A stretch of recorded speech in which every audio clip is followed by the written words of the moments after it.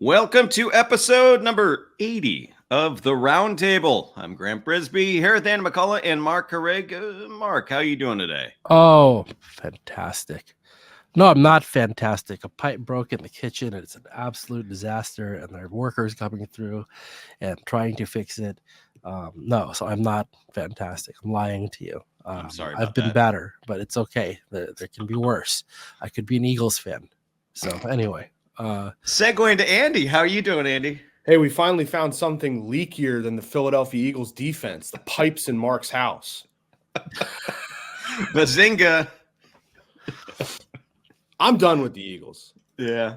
You know, I faked my way back into being a fan last year. I'm done. I'm back. I'm agnostic again. I'm a journalist, okay? Look, I am a journalist. Yes. And I take my impartiality and my credibility very seriously. Very seriously. We all know And this. I cannot compromise that by throwing my remote at the television as Matt Patricia's defense just acts like an actual sieve. Like the tackling. Did you see the tackling last night? Wasn't great. Wasn't great. Yeah, that was bad on that one Yeah, where whatever. the rookie guy sprang free, and that was a bad tackle. There That was should like not have been 4 a plays. touchdown. Yeah. What play are you talking about, Grant? Which 60-yard touchdown pass with 50 yards after the catch were you talking about? at least they got a lot better when they made that change at defensive Oh. coordinator, huh? Can someone explain this to me? Like, that just spells like textbook fail up nonsense or stab in the back stuff. I mean, Matt Patricia, like, come on. Isn't the book out on this guy already? And so then you watch what the Yeah. disgrace that they've become the last 6 weeks, and then it's because guys can't tackle, or what was that one play? I love that one play where the defensive backs run into each other. They set a Oh. pick for the other team. So good. Like, there were 2 holy plays like that. mackerel. There were actual 2 plays like that. Yeah, I don't know. It does suggest that the head man Nick Sirianni might not have the sauce long term. And I don't know. People actually probably do listen to this for our football takes, because I don't know why sickos would listen to this podcast otherwise, unless they're trying to like get Mark fired.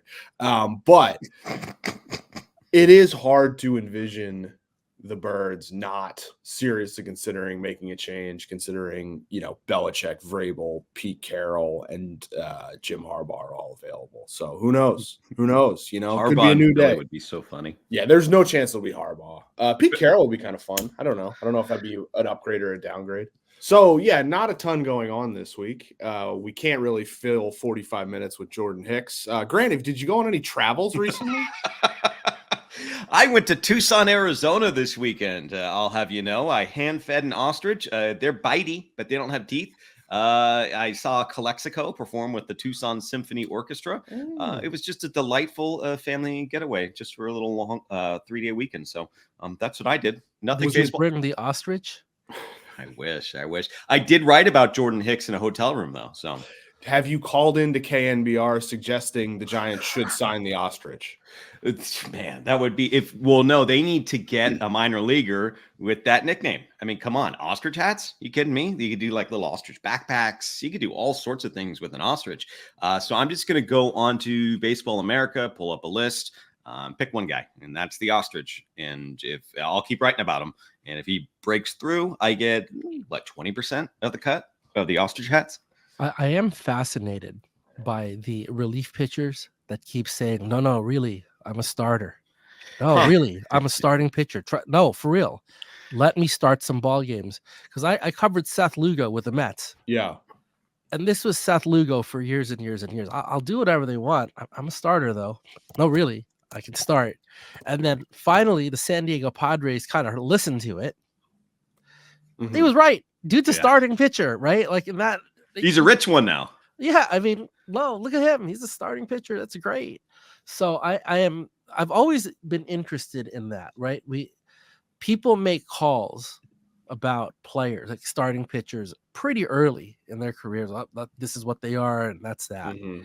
And I wonder if there's something to re-examining that whole idea, just because there's so many more ways to measure why a pitcher is having success that you would think that would make it easier to reconsider some of those decisions. And I always wonder too, like, how much of that is you've been told that you're this and a player just sort of believing it at some point. Right. And but so it is fascinating. I'm not saying that, I don't know what the Giants thinking is on Hicks in particular, but I think in general, I think that's a fun one. And I wonder if there, we see a little bit more openness in these scenarios where, because we're talking about in Hicks and Seth Lugo, guys who are like major league players that have done something, like there's some track record there.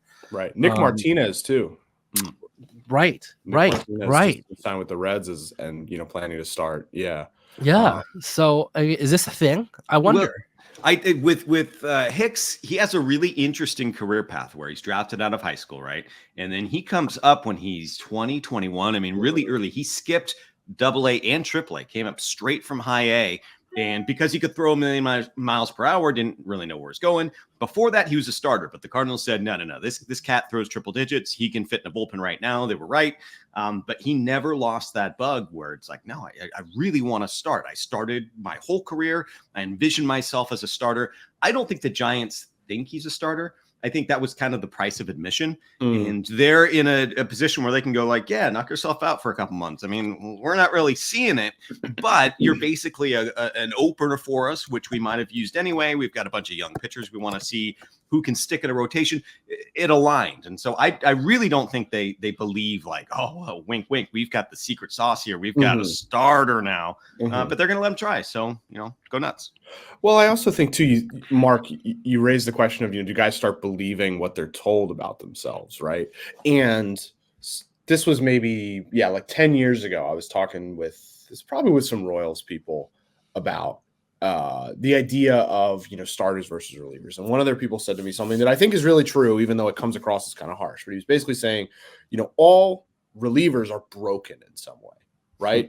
They're starting pitchers who somewhere along the way, there was some box they couldn't check on the starting pitcher checklist, so it's like, maybe they can't they don't have a third pitch, or like they can't sustain velocity, or, they don't do well, a third time through the order, or they struggle with the running game, or there's something wrong with them that moves them out of the pool. Right. Well, we've reached a point where, like, okay, you don't have a third pitch. Hey, Kevin Gausman, come on down. Do you have an elite first pitch? We can do that with the starting pitchers. It's like, oh, you can only make it two times through the order. Congratulations, Blake Snell just won another Cy Young. All the standards of what a starting pitcher is have changed more so in the last 5 to 10 years than they probably had in the previous 20. I don't know. I could be wrong about that, but like the barrier for entry is a lot lower. So if you can get Jordan Hicks, healthy in the strike zone once every fifth day for, 75 pitches, give it a shot, see what it looks like, because that is probably going to be more valuable than him making, 60 to 70 appearances in relief. Yeah. That all tracks. And I think that what you're saying about the role of starting pitchers 100% is true. It's not the way it used to be where, that lack of third pitch, we can't have you. It's like, no, you're going to be throwing 4 innings anyway, 5 innings anyway. That's just how it is, unless you're like a young Justin Verlander or Logan Webb or someone like that. Like, it's just, I think that all tracks, and you might see more of this. I'm trying to think of other relievers who might have a yen to start, and I'm sure they're out there. I'm sure there's some that still think like, boy, if I got my shot. I remember asking Brandon Morrow about, do you still have that urge to start? And he's like, no, so much better in the bullpen. Yeah. He's laughing me off. So there are some people who are predisposed to it, but I bet you there's some people who are like, no, get me back in there. Yeah. So, well, Brandon Morrow, who had a wonderful career, ended up having really made a great career for himself, despite a lot of things going wrong. Like Brandon Morrow wasn't forced by a team to become a reliever, right? The game made him a reliever because his body couldn't handle it, and he became an elite reliever for a time. and that there's a difference, I think, when there's someone like who Mark's talking about, Lugo, who they're like, yeah, we just don't see you as a starter, versus like the game kind of demonstrates that you're not a starter. Yeah.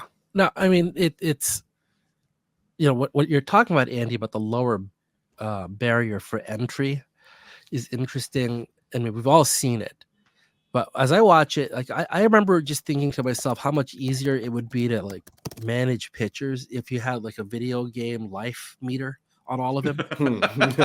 Like you could tell, like, if you're playing the show and like you could see the fatigue bar, like if that actually existed for people. And what you would find, right, is that they not rarely, but there's a lot of times in the sport where that fatigue bar, if you will, doesn't really correlate to the buckets we've created. So, for instance, and you talk about, Grant talk about Morrow and like people in the bullpen. When I've talked to relievers, like a lot of what they like about being in the bullpen's mental. That knowing that they're probably going to throw again the next day, so that if it goes good or bad or whatever, they're going to get a shot right away. That so many of them, one thing I heard so much of when I would talk to them about this stuff was the 4-day wait was torture. Okay, then you talk to the starters, and something you'd hear about them is some people wanted to throw sooner than their 5th day. Yeah. Because they felt like they bounced back faster. And some it would be like day 7 until they felt like they were all the way back. And so the second their previous start was done was just race against the clock to kind of get themselves ready to go however they could.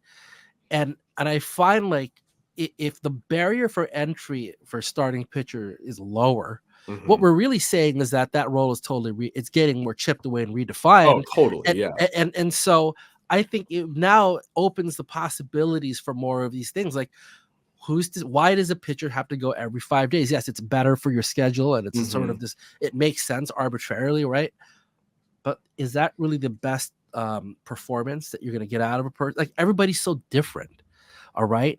And so maybe this is a way for the sport to finally kind of account for those differences, because really they've never accounted for those differences until now.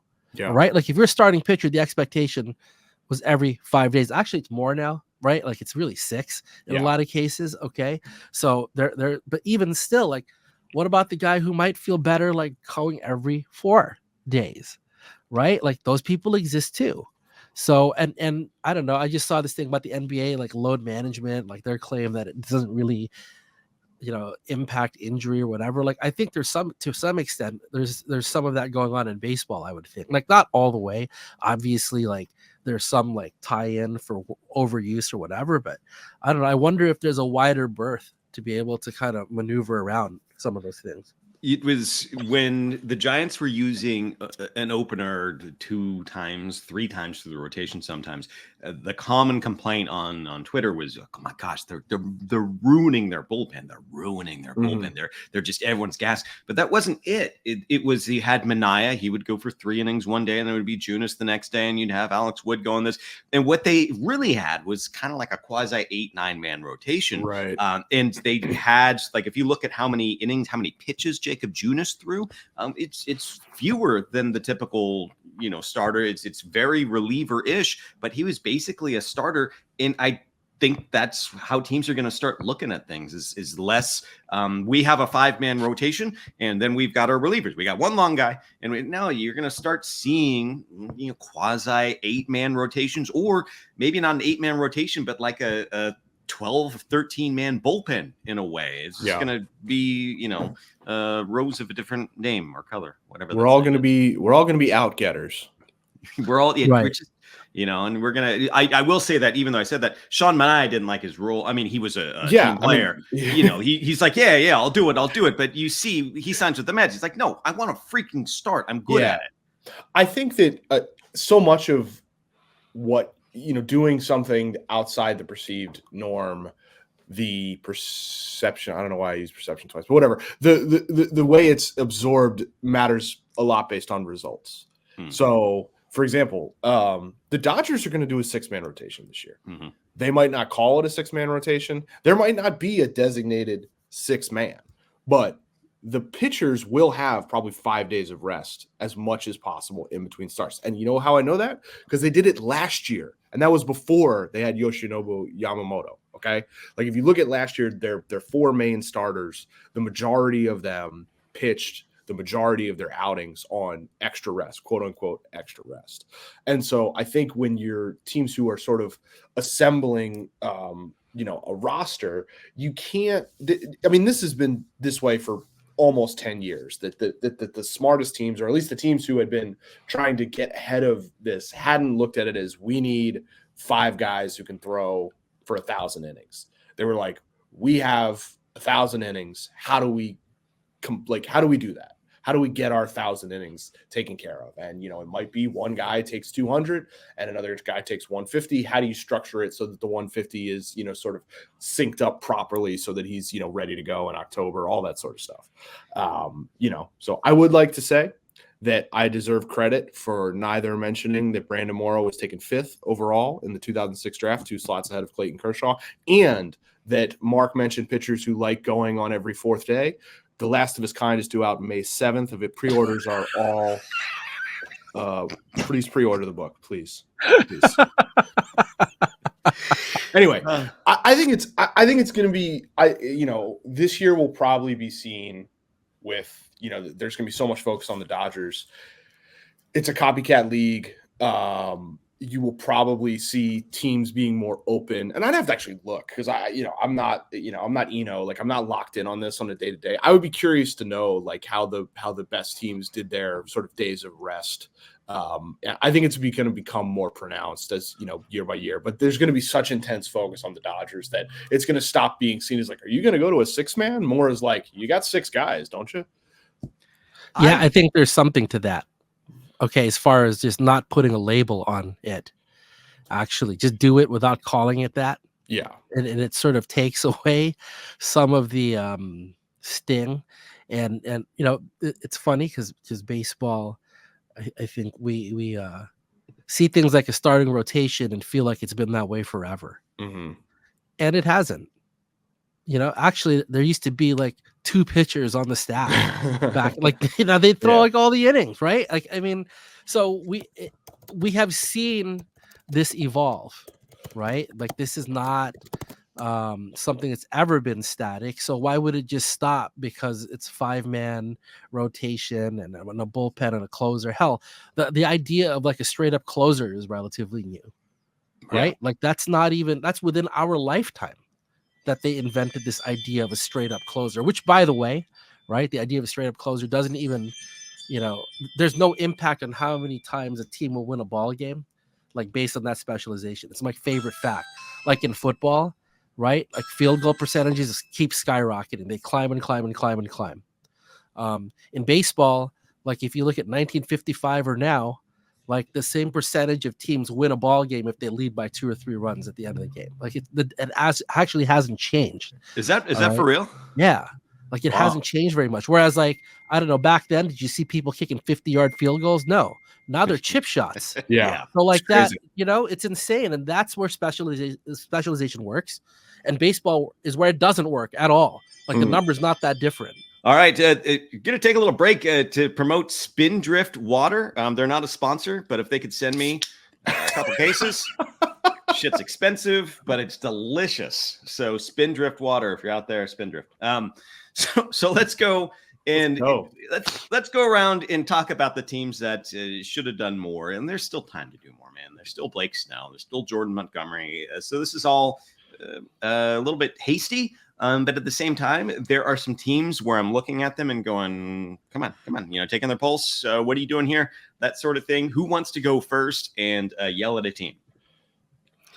How many times are we going to say the Baltimore Orioles need a starting pitcher and then watch them not get a starting pitcher? Yeah. That's what I was thinking of. So maybe we just yell at the Orioles for that. I mean, like, where is this like big takeoff? This shit talking about, well, we're done building. It's time to like go get after it and whatever. Like, I'm still waiting. And it's like, this is a very young, exciting team, but they also are in a tough neighborhood. The AL East doesn't sleep. Yeah. All right. So I feel like if they're playing in the Central and you're just like, let's add Craig Kimbrell and whatever. Oh, okay. But they don't play in the AL Central. They play in the meanest streets in baseball, and every year we're like, where's the starting pitching? And every year it seems, or not every year, Yeah, like every last year. year, They've been good for right? 1 year. Yeah, but not every year. What are you Like talking last about? year, it was just like, where's the starting pitching? Like, you know, they sort of make a couple moves, like whatever. No one's excited about it. Now it's the off season, and yeah, still waiting. And so they're sending signals out that they don't want to trade the prospects or whatever, you know, to get some of the guys who might be available in the trade market. Like, okay, but it's like you're still gonna need to cover those innings with something of quality, right? And their bullpen took a bunch of hits last year. Right, guys got hurt, they got worn down. So I'm just kind of wondering, like, where are they going to fill these innings? I mean, and I say that not to even hate on him or whatever. I think the Orioles are super exciting and interesting or whatever, but it feels to me like this is so obvious. Get some help there, and it just hadn't happened really, like, at the level I feel like it needs to. I mean, am I nuts? Well, you're not nuts if I wrote about this a little bit like a few weeks ago. Like I'm not and this is kind of stupid for the purpose of this exercise because we're pretending the offseason is over or whatever. But like I think with the Orioles, right, they're in a position where they can be patient. Like they're not going to sign Blake Snell. I mean, maybe they will, but they're not going to sign Blake Snell, right? They're not going to like spend the money to do that. That's just not the way that they have done business. If they're going to acquire an elite pitcher, it's going to be through a trade. And the question is if that's in the next 6 weeks or if it's in the next, 6 months. And it's something that they end up doing at the deadline. I think the problem with, as you further kick the can down the road, or as the execs call it, possess optionality, you might miss out on opportunities. And so the idea, though, is that you're well positioned to strike, whenever an opportunity arises, and so that you're not, sort of locked in. And so this is just a way of saying, like, look, I talk a lot about the Dodgers on here, but like there was a lot of times during, the periods before 2020 where it's like, how come the Dodgers aren't on Harper? How come they're not on Machado?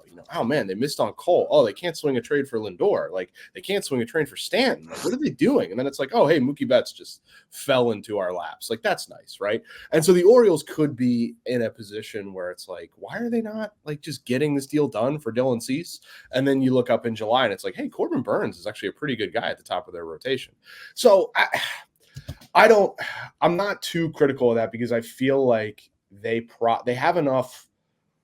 have probably enough bulk in their rotation to be perfectly fine. I think without adding a number one, the question becomes if you don't make a move now and you don't make a move this summer, it starts to be like, hey, are you ever gonna, kind of get after it, right? Are you ever gonna do the hard thing of cutting back, of reducing this prospect surplus, I guess.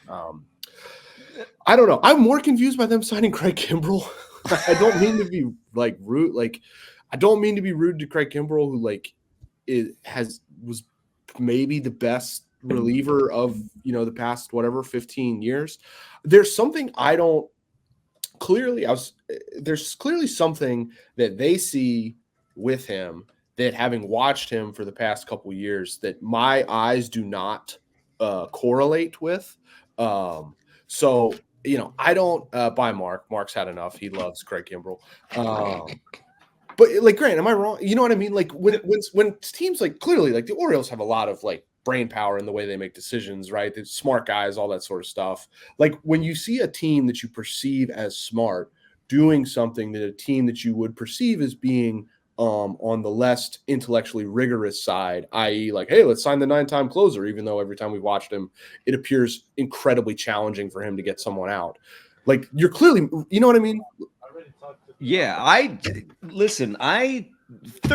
year, 13 million for Kimbrell. Like that's kind of like worth the flyer, where if he kicks it back into Kimbrell's shape of a few years ago and you get that shortened game a little bit, like you're taking a gamble. Is that going to happen? Maybe not, probably not. But for 13 million, that's kind of the standard for just a generic middle reliever almost on the open market. So I don't mind that necessarily.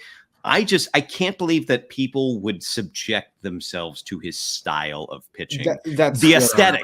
Like seriously, saying. Yeah, like he's good, he's valuable, he helps.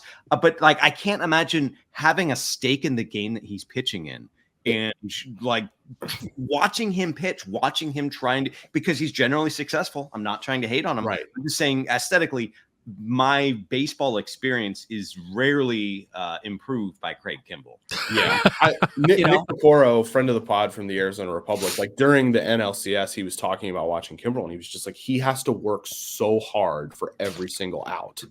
And yeah, I am not sure why you would subject your club to that experience unless you are just looking at the raw data and saying like, look, it doesn't matter what this like looks like. We know what this is, and we can input that into, because I just can't from an eye test level understand making him the highest paid player on your team. Is 13 million the highest paid player on Yes. the Orioles? Yikes. Okay. So I was going to agree with you a little bit where it comes to, there is something to the idea of let's get 3 more months worth of data and let's attack the trade deadline, knowing who's hot, knowing who is throwing the ball well, knowing which of our prospects have superficially good stats, but we know there's something under the hood where maybe we can swing a deal with them in mind. They're going to be more attractive to another team than our internal reports have. There's going to be more information. So I get that. And that's a viable strategy. But if your highest paid player is a middle reliever making middle reliever money, I know he's a closer, but like if that's your guy, maybe spend a little money. You know, if you're the Orioles, because it's such an easy, you can look at that roster and go, this team has it all except, and it's obvious what the except is. And I get that free agents are generally a bad idea, but sometimes you have to do the bad ideas in order, like you have to take the risk to get the reward, and the reward's pretty darn valuable. Like even if they're not in the AL East, like this is a team that's a couple pieces away, and it's not like ambiguous as to what those pieces are. Right. Yeah. I wonder if I'm being an old fogey and doing, they're in the division. Because, like, you don't have to win a division anymore to, obviously do well in the postseason. But, yeah. I mean, it certainly doesn't hurt. And I think it's just weird to me that they're on this ascendance, right? But they really haven't behaved like it, truly, except for letting the young kids go play and be good, right? Like, they haven't chased the success by with basically infusing it with money or devoting resources to get better players in to surround this core. So and Andy talks about the Dodgers and optionality, and obviously it's hard to argue with that. They have been one of the best run clubs in the sport for so long, okay, but also they weren't running payrolls at the Orioles level or anywhere close to it when they were practicing these ideas of optionality. They were still spending tons of money, right? And and I get that, like, their ownership group can do that, right? I get it, and that the Orioles ownership group, maybe they feel like it's a very different situation. I get it, but I still don't know if I can go along with that comp just because the disparity is so wide, right? I mean, I think surely the Orioles could spend more than this. Surely they could. I think that, but the thing is, though, is that financial disparity makes it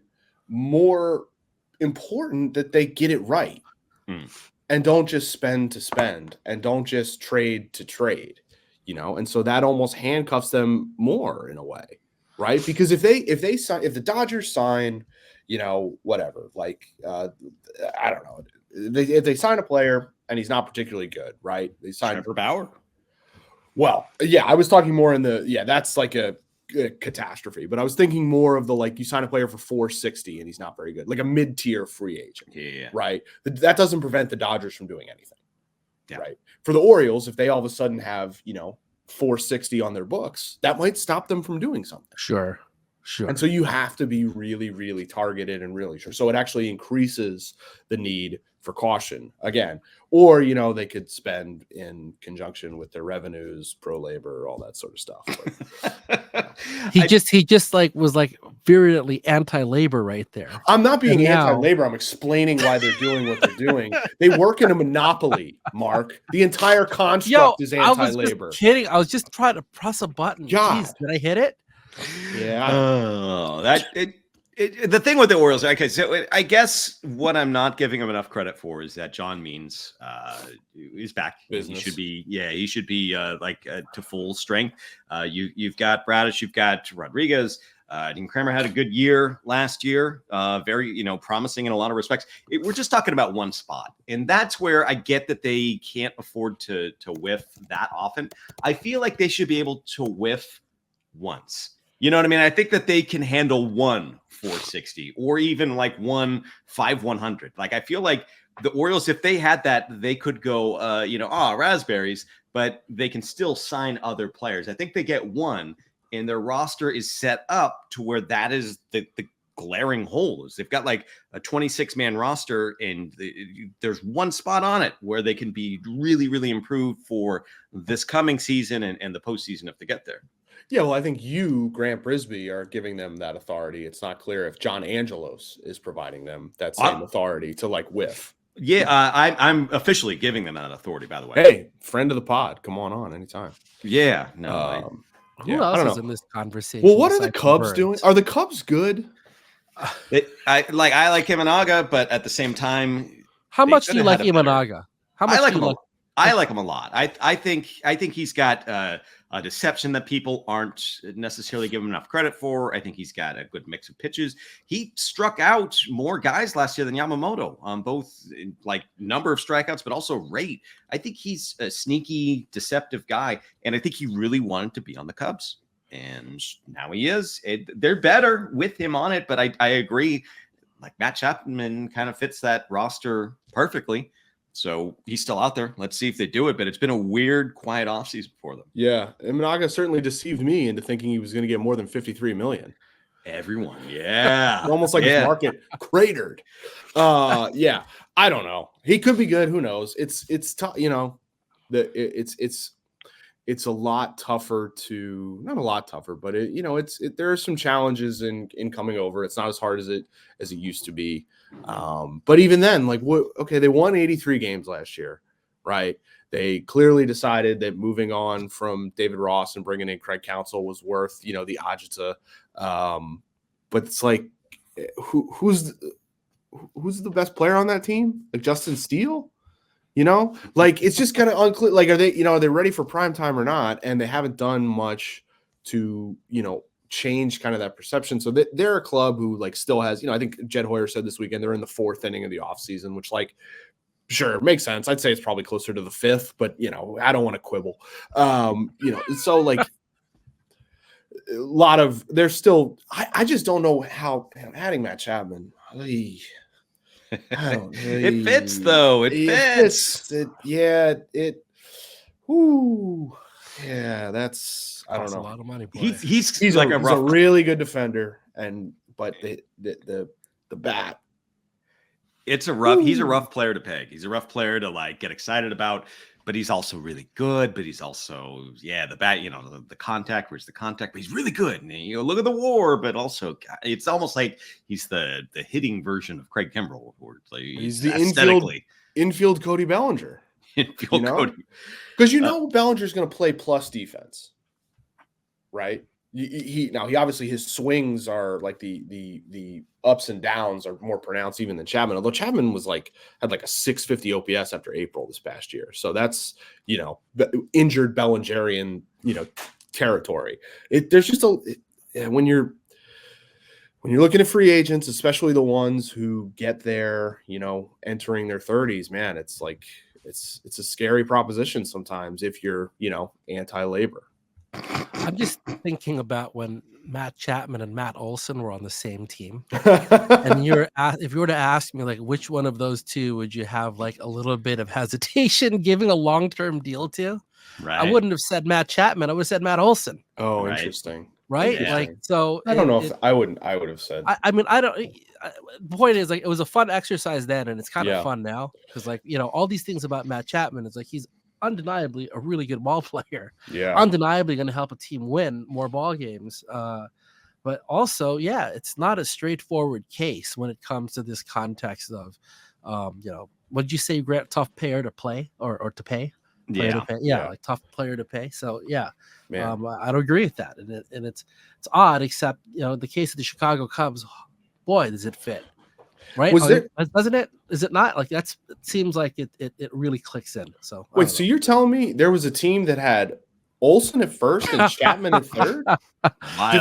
Did they have a shortstop? Yeah, Wild, no, yeah. yeah, crazy, right? Yeah, Wild stuff. Wild Mhm. stuff. Crazy. I'm going to switch to a different team because I'm going to list all the free agents that they've brought in from outside the organization. Here it comes. Isaiah Kiner-Falefa, and that's it. That is all the Blue Jays have done. From they re-signed Kevin Kiermaier. I was gonna say they brought Kiermaier back. That's it. But yeah, as far as like from outside the organization, they got one utility infielder, and they're gonna roll. It's Alek Manoah. He's still in the rotation as of now. So good for him.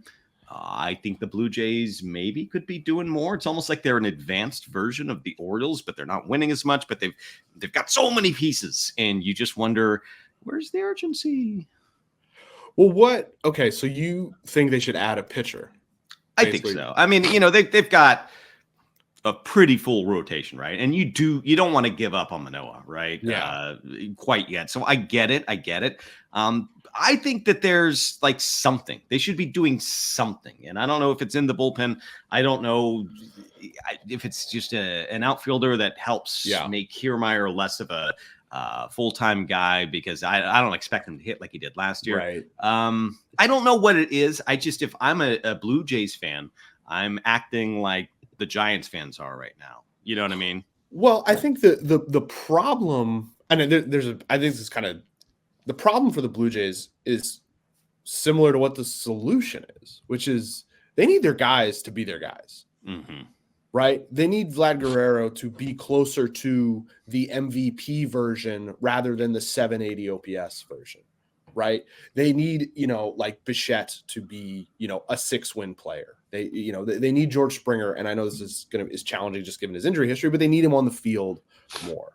They need Biggio to take a step forward, right? They need Dalton Varsho to be, kind of the player that the Diamondbacks and everyone expected him to be. And he probably will be pretty good this year. I think Varsho is actually a good bet to be like an above average hitter, I think, in 2024. But that's, the answers are like right on the roster. The problem is that when you have watched the roster underperform for like 3 years in a row, right? Or like however many it is, where you're kind of like, hey, this is, the movie is here. Last year was the trailer. Now it's the movie. And it's like, this is, this movie is Geely. It's not Geely. It's more like Triple Frontier. You ever see Triple Frontier? No. Triple Frontier is on Netflix, man. It's got Ben Affleck. It's got Oscar Isaac. It's got Charlie Hunnam. And it's got another handsome guy. And they're all like sort of, former soldiers who basically go on this raid, and it's either Brazil or Mexico to like steal money from a drug lord. And it's just like, you saw the trailer, you're like, this movie should be awesome. Look at all these awesome people. And then you watch the movie and you're like, and that's kind of the Blue Jays, where you're like, look at this cast. And then you watch and you're like, I don't know, something didn't click. And so that's like sure, they can, add Blake Snell, whatever, you're better with Blake Snell, but it's kind of like your team's on the floor, Yeah, no, that's all fair. Just real quick, I was reminded, I saw a bootleg Bart Simpson as Dick Tracy shirt. It reminded me of the summer where everyone's just like, Dick Tracy. Dick Tracy. And like, that's kind of one of those movies where you look at it and it's like, man, that movie, it's got Madonna and Al Pacino, and like, the makeup's wild, and no one's talking about it today.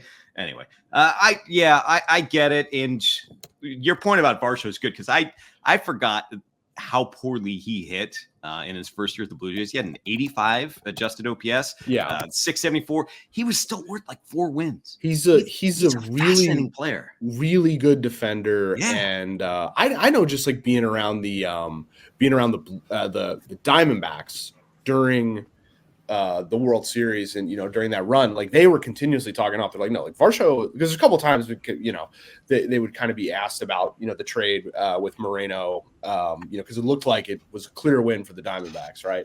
And on the record, on back, they were just basically like, no, we think Varsho's a really good player. Like he just did, we preferred Gabby and Teoscar for a variety of reasons, but like Lourdes Gurriel, excuse me. But like there was just a sense of like, no, like Varsho is gonna be a good player.